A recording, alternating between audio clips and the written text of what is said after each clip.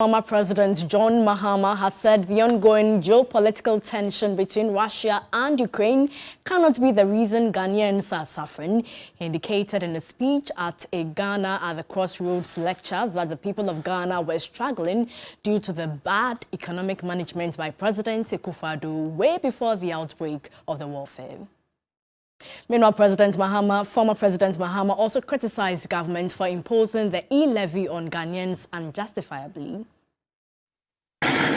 When we are supposed to be celebrating workers, we are celebrating a new tax imposed on them. And already there's a litany of complaints about the implementation.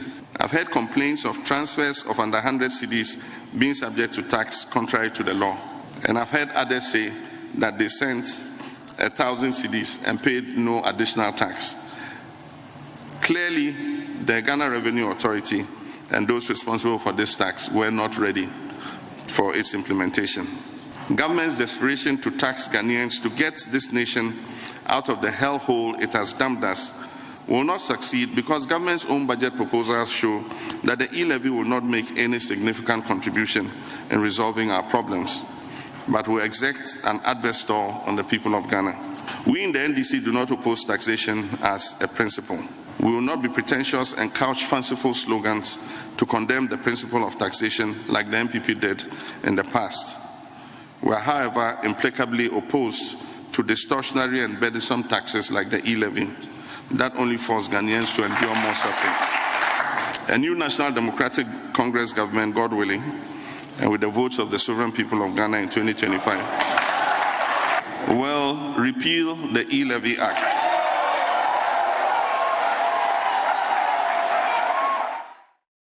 So the NDC's position is quite clear on this and how the way forward would look like, and that's John Mahama there. Let's go on to Zoom. And Director of Business Operations at Delex Finance, Joe Jackson, is a financial analyst as well. He joins us on Zoom. Mr. Jackson, good evening to you. Thank you for your time this evening. This is quite clear from the former president. The next NDC government in 2025, if they win the election, will abolish the E-Levy. What are the alternatives? Because this is another revenue stream for government as well. Thank you very much. It's good to be on your program this evening. Well, the issue is clear. If the NDC wins, NDC says we will repeal the E-Levy. I suppose the E-Levy is one tax which evokes a very emotional response from Ghanaians. They don't like it, don't think it is equitable, and up until now, the ruling government has not been able to carry Ghanaians along with the tax. Now, that is obviously a role that every government must play. Nobody enjoys paying taxes. But if you impose a tax, then you must find a way to justify it, to show that it is equitable and to carry the people who have to pay along with it. Now, NDC has obviously said it won't do it. Now, this E-Levy was just one out of a range of options to get us out of our current economic predicament. So if you say you would abolish E-Levy, that's fine. But it doesn't take away from the fact that your income stream is going to be reduced. So you have to either reduce expenditure correspondingly, or the second option is to find other taxes to impose where we suppose that they will the people will be less emotional about it.